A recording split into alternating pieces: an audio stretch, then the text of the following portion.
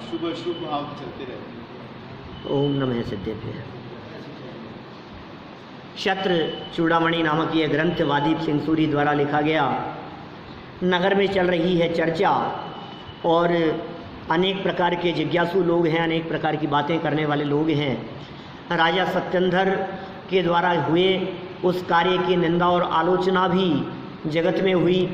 प्रजा त्रस्त भी थी, परेशान भी थी और स्त्री राग में उलझने की उन्होंने बहुत निंदा की। आपस में चर्चाएं बहुत चलने लगी कि देखो राज्य भी चला गया और प्राण भी चले गए। फिर ये सब निंदा और आलोचना की चर्चा करते हुए जब खोटे कार्यों की निंदा आलोचना की चर्चा चल रही थी तो शिष्य ने एक प्रश्न उठाया, गुरु से प्रश्न किया कि इनकी सब निंदा आलोचना तो सब करते हैं क्या, लेकिन गलत समझते हुए भी वे प्रवृत्त क्यों हो जाते हैं? इसके पीछे क्या कारण है? आप अच्छे कार्यों के लिए लोगों को कहो तो प्रवृत्ति नहीं करते, बार बार कहो तो भी वो उसमें उत्साह नहीं दिखाई देता है, और खोटे कार्य के लिए बिना कहे ही प्रवृत्ति, ऐसा क्यों होता है? आप बच्चों को बार बार मना करो मोबाइल के लिए, गेम के लिए, इंटरनेट के लिए, इन चीज़ों के प्रयोग के लिए, तो भी उनकी बुद्धि अपने आप उधर दौड़ती है, बार बार मना करने पर भी क्या। और जिस काम के लिए आप बार बार कहते हो जो अच्छा काम है, उस और अनेक बार प्रेरणा देने पर भी उनकी बुद्धि नहीं दौड़ती। इसके पीछे क्या कारण, ऐसा क्यों होता है? तो अपनी बात को स्पष्ट करते हुए उसने कहा कि मुझे तो ऐसा लगता है कि शायद कर्म का ही प्रभाव है, तीव्र पाप कर्म का उदय है, इस वजह से ऐसा होता होगा। जिज्ञासु स्वयं आगे तर्क कर रहा है। 77 नंबर श्लोक, पेज नंबर 95। हे ये स्वयं सती बुद्धिर यत्ने नाप्यसति शुभे तद्धेतु कर्म तद्वंत मात्मानमपि साधयेत। बुद्धि बुरे कार्य में अपने आप ही लग जाती है, बुरे कार्य में बुद्धि अपने आप ही लग जाती है, किंतु अच्छे कार्यों में प्रयत्न करने पर भी प्रवृत्त नहीं होती। इस प्रवृत्ति का कारण कर्म ही है जो आत्मा को भी अपने समान ही कर देता है। वो जो कर्म है ना, वो कर्म आत्मा को भी इसी तरह से कर देता है। देखो सरल अर्थ में क्या कह रहे हैं ये, मनुष्य की बुद्धि सप्त व्यसन, पंच पाप आदि, 7 व्यसन और 5 पाप आदि आश्रव बंध के पाप परिणामों एवं पाप कार्यों में बिना सिखाए ही लग जाती है। चोरी करने के लिए सिखाना नहीं पड़ता। कौन कौन किस किस को चोरी करने के लिए सिखाता है, ट्रेनिंग देता है, लेकिन बुद्धि देखो आप, चुराने का भाव आ जाता है, चोरी करने का भाव आ जाता है। और ऐसी बात नहीं है कि वो बालक या युवा कोई भी इस बात को जानता ना हो कि चोरी करना खोटा काम है, जानते भी सब हैं। कौन नहीं जानता है चोरी करना खोटा काम है, यह बात कौन नहीं जानता?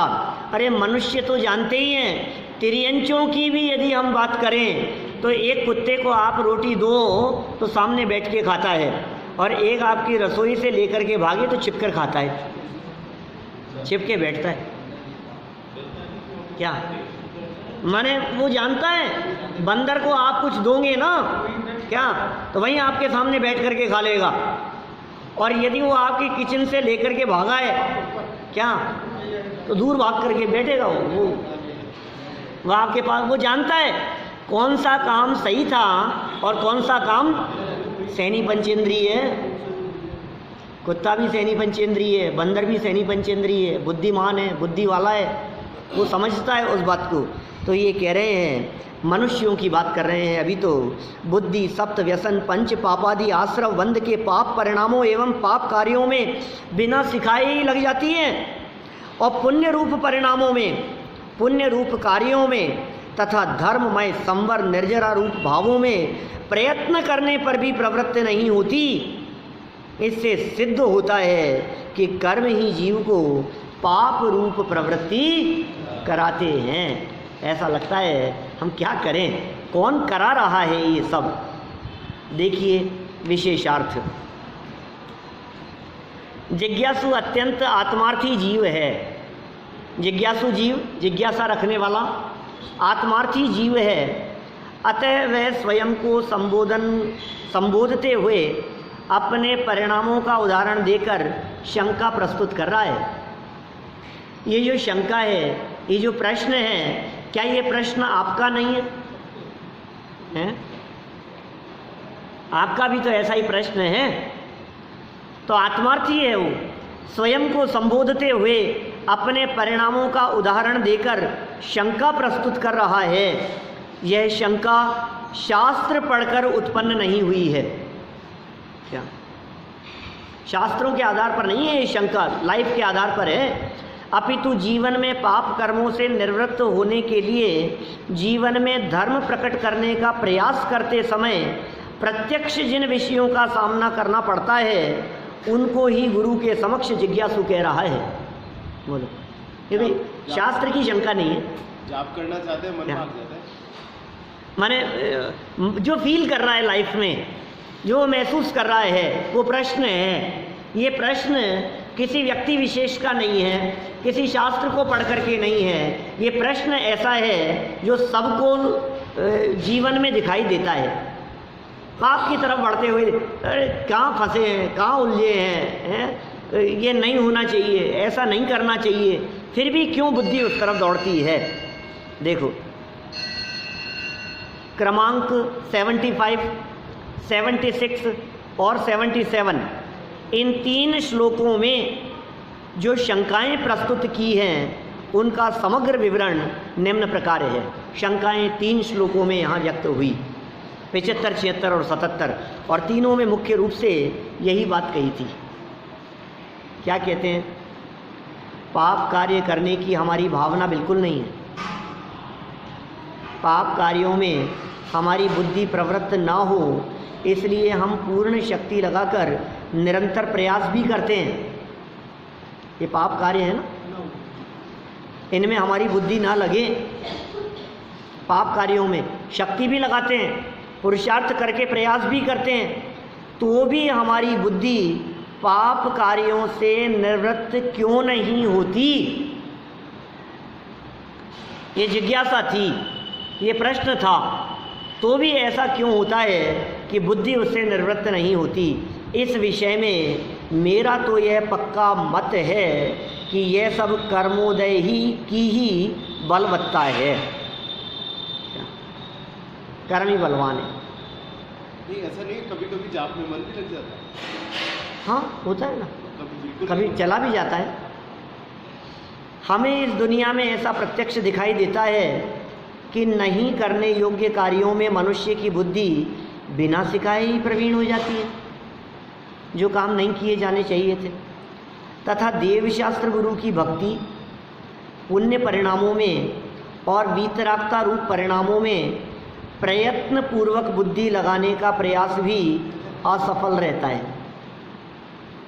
अभी कहो ना, पक्षाल करने के लिए हैं, समझ लो आप धोती दुपट्टा पहनने के लिए, धोती दुपट्टे पहन करके पूजन करने के लिए तो झिझक होती है। कम लोग उस तरफ प्रेरित हो पाते हैं। बड़े आयोजनों में तो सब पहनते हैं ना, तो सब पहन लेते हैं, लेकिन साधारण से आयोजन में यदि बात करो तो फिर नहीं, हमसे नहीं हो सकता, हम नहीं कर सकते। क्यों, क्या हुआ? काम अच्छा है कि खराब है? हैं? खोटा काम हो ना क्या, और संगठन हो तो मुंह काला करके भी निकलने को तैयार है। होली के दिन क्या, अरे होली के दिन क्या, आस पड़ोस में सब इकट्ठे होकर के फटे कपड़े पहनकर, मुंह काला करके, और बाजार में सड़क पर, शर्म नहीं आती उस समय? और यदि आपसे ये कहा जाए कि 10 लक्षण पर्व चल रहे हैं, घर से नहा धोकर धुले हुए धोती दुपट्टे पहनकर मंदिर जाना है प्रक्षाल करने के लिए? नहीं नहीं, मुझे शर्म आती है। क्या नंगे पांव धोती दुपट्टा पहनकर जाना, शर्म आती है हमारे को। क्यों? अच्छा काम है उसमें शर्म आती है, और खोटा काम है उसमें शर्म नहीं आती। एक ऐसा स्वरूप है, जगत के जीवों का ऐसा स्वरूप दिखता है। देखो क्या करें भाई, 5 पाप और 7 व्यसनों की शिक्षा के लिए कहीं कोई विद्यालय नहीं खुले, तो भी लोग इनमें निपुण हैं। 7 व्यसन कौन कौन से? जुआ, आमिष, मदिरादारी, आंखें टक चोरी पर नारी, ये 7 व्यसन दुखदाई, दुरित मूल दुर्गति के भाई। नाटक समय सार की पंक्तियां हैं। क्या? दुरित मूल पाप के मूल हैं और दुर्गति के भाई हैं ये 7 व्यसन। और 5 पाप, हिंसा, झूठ, चोरी, कुशील, परिग्रह, इनके लिए कहीं विद्यालय नहीं खुले हैं, इनके कहीं उपदेश नहीं दिए जाते, इनके कहीं संदेश नहीं दिए जाते। सब निपुण हैं इन सब बातों में। इससे सुनिश्चित होता है कि कर्म ही आत्मा को पाप रूप प्रवृत्ति कराते हैं तथा कर्म के सामने आत्मा का कुछ भी बल नहीं चलता। अतः कर्म ही बलवान है। कर्म के आगे हमारी कुछ नहीं चलती, कर्म ही बलवान है। निजात्मा का ज्ञान ही कर्म नष्ट करने का उपाय। अब क्या करें, कर्म को बलवान कह रहे थे ना, अब आचार्य देव कुछ और महत्वपूर्ण बात कहना चाह रहे हैं। थोड़ा लंबा है ये, कोशिश करेंगे अभी ही पूरा हो जाए। देखिए 78 नंबर का श्लोक। को हम की दृग्गुण है क्वत्य है, किम प्राप्य है किम निमित्तक है, इत्यूह प्रत्यहम नो चेत स्थाने ही मतिर्भवेत। मैं कौन हूँ, मुझ में कौन से एवं कैसे गुण हैं, मैं कहाँ से आया हूँ, मुझे क्या प्राप्त करने योग्य है और उसमें क्या निमित्त हैं। कितनी बातें कह दी है। मैं कौन हूँ, आया कहाँ से और मेरा रूप क्या, संबंध दुखमय कौन है, स्वीकृत करूँ परिहार क्या। इसका विचार विवेक पूर्वक शांत होकर कीजिए, तो सर्व आत्मिक ज्ञान के सिद्धांत का रस पीजिए। क्या कितनी सुंदर पंक्तियां हैं, कहाँ की ये पंक्तियां।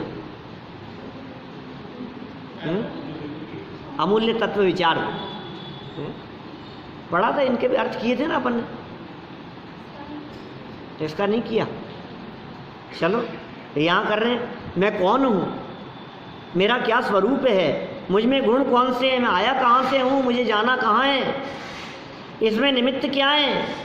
यदि इस प्रकार के विचार प्रतिदिन नहीं हो तो निश्चय से बुद्धि अयोग्य स्थान में प्रवृत्त हो जाती है। बुद्धि अयोग्य स्थान में प्रवृत्त हो जाएगी यदि आपका उपयोग इन बातों में नहीं लगेगा। तो इसका मतलब ये है, जैसे कहते हैं ना हम, खाली दिमाग शैतान का घर। तो आपकी बुद्धि या तो इधर लग रही हो, अब यदि इधर आपकी बुद्धि नहीं लग रही है तो कहाँ लगेगी, शैतान का घर। इसलिए बच्चों को आप या तो काम बतलाइए, और काम नहीं बतलाएंगे तो फिर आप उनको दोष दे रहे हो कि बेचारे मोबाइल खेलते रहते हैं, बेचारे गेम खेलते रहते हैं, ऐसा करते रहते हैं, टीवी के सामने बैठे रहते हैं, इनका ये नहीं छूटता है, वो नहीं छूटता है। तो वो कभी कभी आप कुछ कहते हो तो बच्चे भी कहते हैं सामने से, तो फिर बताओ करूं क्या। माने आप काम बताओ, माने उनको सही दिशा यदि आप देंगे। मैं बच्चों की बात नहीं कह रहा हूँ, मैं अपने आप की बात कह रहा हूँ, मैं आप लोगों की बात कह रहा हूँ, अपने बड़े लोगों की बात कह रहा हूँ मैं। यदि आपका दिमाग खाली है तो उसमें उल्टी सीधी बातें और उल्टे सीधे विचार और खुरापात सूझेगी। लेकिन यदि आपके दिमाग को आपने सत्य कार्यों में लगा दिया है, मैं कौन हूँ, मेरा क्या स्वरूप, इन बातों को जानने में और इनके विचार में यदि आपने अपने उपयोग को लगा दिया है, तो फिर आपके दिमाग में खोटे भाव नहीं आएंगे। ये उपाय बतला रहे हैं यहाँ। इस विचार से यदि ऐसे इस प्रकार के विचार प्रतिदिन नहीं हो तो निश्चय से बुद्धि अयोग्य स्थान में प्रवृत्त हो जाती है। कारण बतला दिया। शिष्य तो ये कह रहा था मुझे तो कर्म ही कारण दिखाई दे रहा है, लेकिन गुरु ये समझा रहे हैं कि कर्म कारण नहीं है, तेरा उपयोग तो सही दिशा में नहीं लगाता है, इसलिए बुद्धि गलत दिशा में चले जाती है, ये कारण है। देखो क्या क्या बात, सरल अर्थ और विशेष अर्थ में खूब खोला है इसको। स्वभाव में लग जाती, विभाव में जाती नहीं तो हर कोई मोक्ष प्राप्त कर लेता। हाँ सही बात है। यथा संभव तो स्वभाव में ले जाने का प्रयास करें। हम नहीं कहते कि आप अपने स्वभाव में ही चले जाओ, या चले जाओ तो बहुत अच्छी बात है, लेकिन आप नहीं जा पा रहे हैं ना, तो फिर अवलंबन चाहिए ना कुछ ना कुछ। अब अवलंबन क्या चाहिए? जब तक स्वभाव में ना जा पाए तब तक ज्ञानी जीवों को भी व्रत उपवास आदि शील संयम आदि पालन करने का भाव आए बिना रहता नहीं है। यह अपने आप ही आता है। करने योग्य है, मैं ये नहीं कह रहा हूँ, आएगा भूमिका अनुसार। मैं कौन हूँ, मुझ में कौन कौन से गुण हैं, बोलो अपने में कौन कौन से गुण हैं, बता सकते हो आप?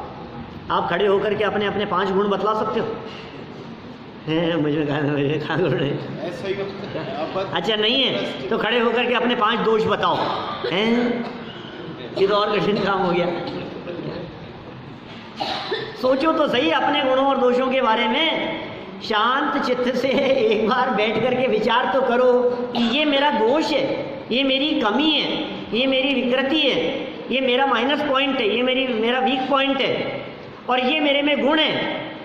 न अपने गुणों के बारे में विचार करता है, न अपने दोषों के बारे में विचार करता है, अपने आप के बारे में विचार ही नहीं करता। ये तो लाइफ जैसी चल रही है वैसी चल रही है, बस दूसरों के बारे में विचार करता है, उद्गल से एक में कर रखा है, दूसरों के दोष देखता रहता है। मुझ में कौन से गुण हैं, गुण दोष दोनों देखने हैं। मैं इस मनुष्य गति में किस गति से आया हूँ, आया कहाँ से कहाँ है जाना, ढूंढ ले ठिकाना चेतन ढूंढ ले ठिकाना। विचार करते हैं कभी कहाँ से आए हैं, ये कहाँ चले गए, जो मर गए वो कहाँ चले गए? कल तक तो यहीं थे नाना जी, अब कहाँ चले गए क्या पता कहाँ चले गए? अच्छा वो कहीं चले गए तो हम भी मरने के बाद वहीं जाएंगे ना? नहीं, सबका ठिकाना अलग अलग है क्या? और आए कहाँ कहाँ से हो ये क्या पता? तो विचार तो करो भाई, इस भाव में मुझे क्या प्राप्त करना है, मेरा साध्य क्या है, साध्य में मंजिल क्या है, मुझे जाना कहाँ है, पहुँचना कहाँ है। जो मेरा साध्य मोक्ष मार्ग है उसके लिए निमित्त क्या हो सकते हैं, बोलो?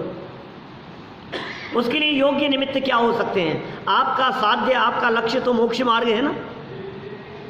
उस मोक्ष मार्ग के लिए आपका क्या साध्य है बताओ? है कोई जो इस मोक्ष मार्ग के लिए आपको साधन दिखाई दे रहा हो, आपको रास्ता दिखाई दे रहा हो, मुझे क्या करना है, क्या क्या निमित्त हो सकते हैं उसके लिए? देव शास्त्र गुरु निमित्त हैं, सम्यक दर्शन के 8 जिनवाणी निमित्त हैं, सम्यक दर्शन के 8 अंग, सम्यक दर्शन के 8 अंगों का पालन वो भी निमित्त हैं। ये मैंने की उसमें चर्चा, सम्यक्त्व की पात्रता में सुना होगा आप में से कई लोगों ने।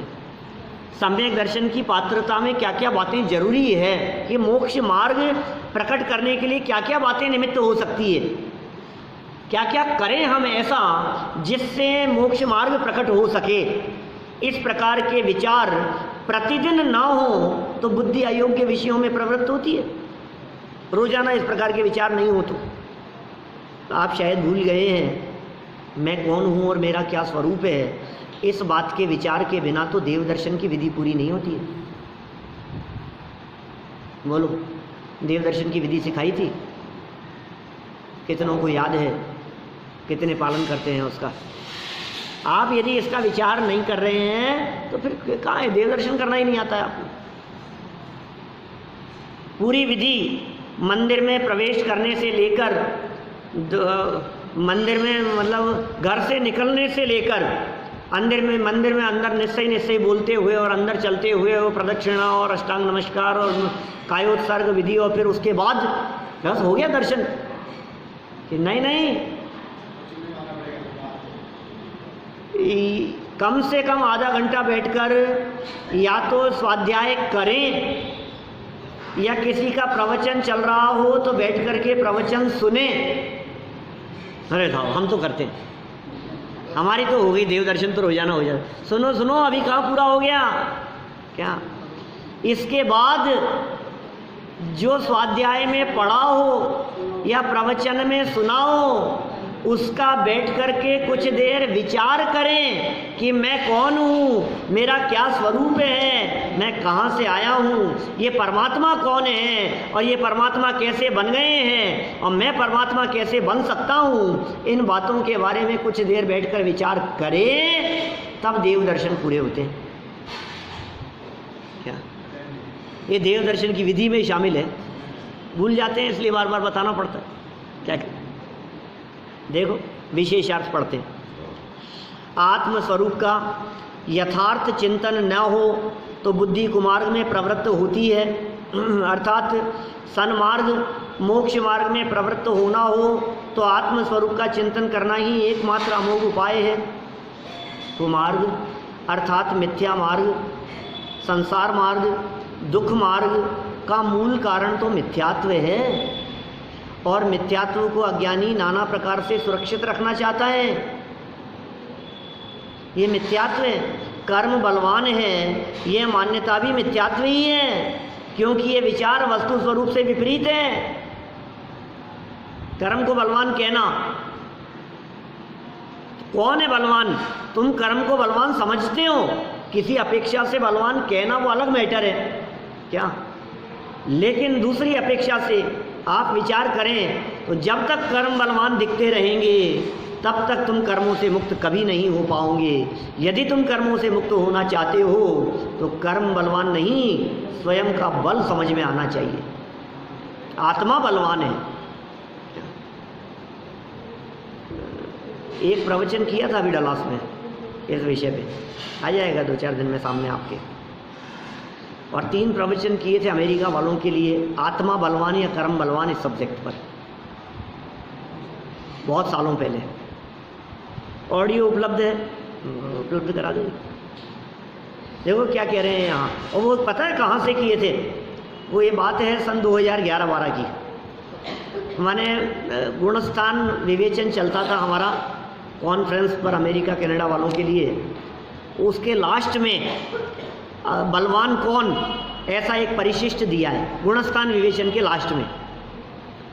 तो वो कुछ पैराग्राफ हैं और उन पर प्रवचन हुए थे 3, और उसमें इन बातों को खोल खोल करके बतलाया कि आखिर ये आत्मा कैसे बलवान हो सकता है, अपना बल कितना है।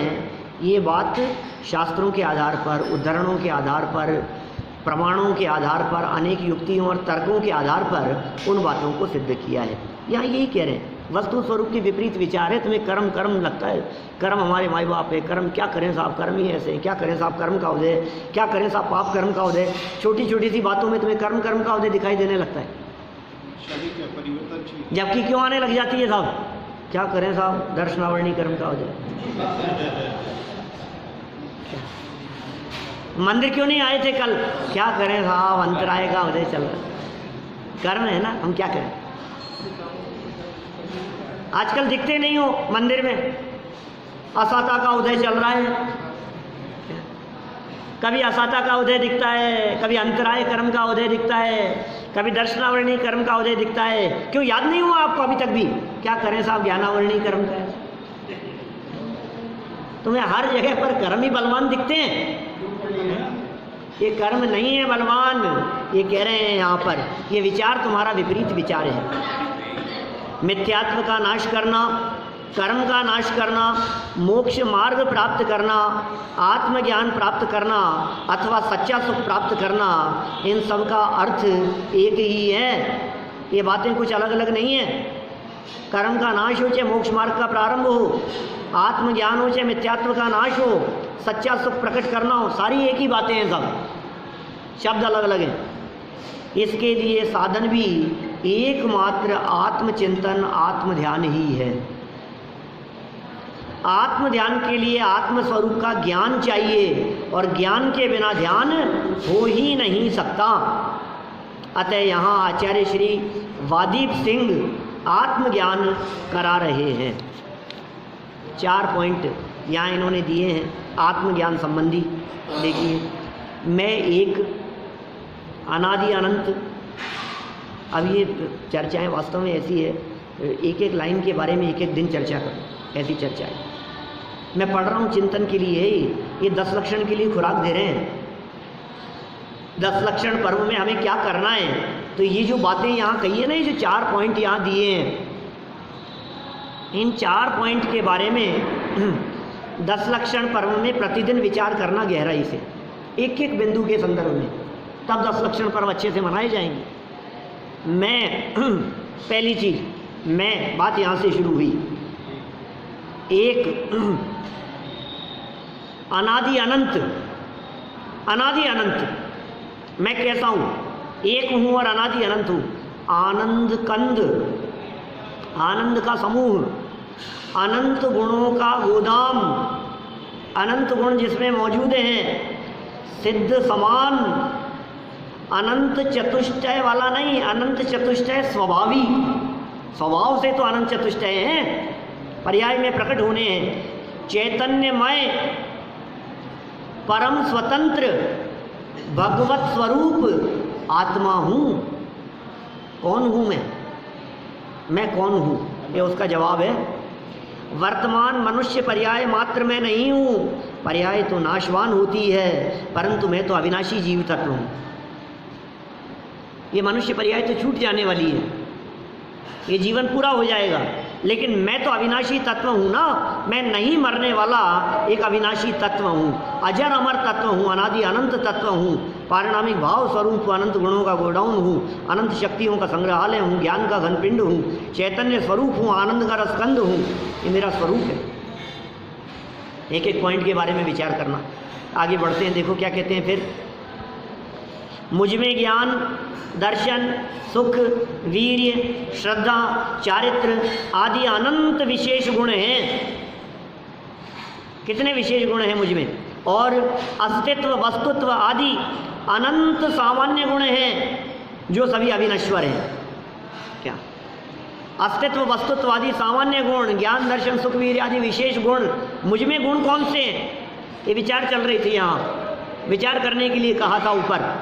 मुझ में कौन से गुण हैं, मैं कौन हूँ, मुझ में कौन से और कैसे गुण हैं? ज्ञान है, दर्शन है, सुख है, वीर्य है, चारित्र है, सुख है, श्रद्धा है, अस्तित्व है, वस्तुत्व है, द्रव्यत्व, प्रमेयत्व, अगुण लघुत्व, प्रदेशत्व, अमूर्तत्व, स्वतंत्रता, स्वावलंबन, अनंत गुण है मुझ में। ये कह रहे हैं यहाँ ऐसे सामान्य गुण जो सभी अविनश्वर है, माने ये गुण कभी भी खत्म नहीं होते, नष्ट नहीं होते। वास्तव में देखा जाए तो मुझे मोक्ष की प्राप्ति, मोक्ष ही प्राप्त करना है, किंतु साक्षात मुक्ति की प्राप्ति इस पंचम काल में शक्य नहीं है। बात तो सच्ची है, करना तो मुझे मोक्ष प्राप्त है, लेकिन मोक्ष की प्राप्ति तो इस पंचम काल में होती नहीं है, ये तो संभव नहीं है। अतः मोक्ष मार्ग तो प्राप्त करना ही है। मोक्ष ना मिले तो कोई बात नहीं, मोक्ष मार्ग तो प्रकट किया जा सकता है। मोक्ष मार्ग रत्नत्रय स्वरूप है, उसमें सम्यक दर्शन प्रधान है। सम्यक दर्शन, ज्ञान, चारित्राणि मोक्ष मार्ग है। सम्यक दर्शन, सम्यक ज्ञान, सम्यक चारित्र, ये मोक्ष का मार्ग है और उसमें प्रधान सम्यक दर्शन है। अतएव आत्मानुभव स्वरूप सम्यक दर्शन के लिए मुझे प्रयत्न करना चाहिए। सम्यक दर्शन के लिए निमित्त क्या है? कैसे प्रयत्न करें सम्यक दर्शन के लिए, ये बताओ। ये बता रहे हैं आप। सम्यक दर्शन के लिए सच्चे देव शास्त्र गुरु और तत्व निर्णय ही प्रधान निमित्त है।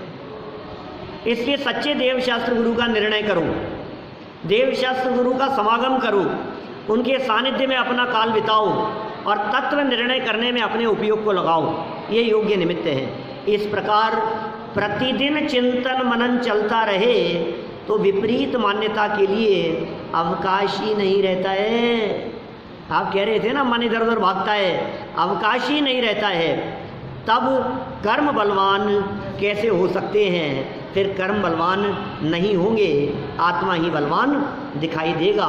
मोह हमारे धर्म का प्रबल शत्रु है, इसकी चर्चा कल करेंगे आगे।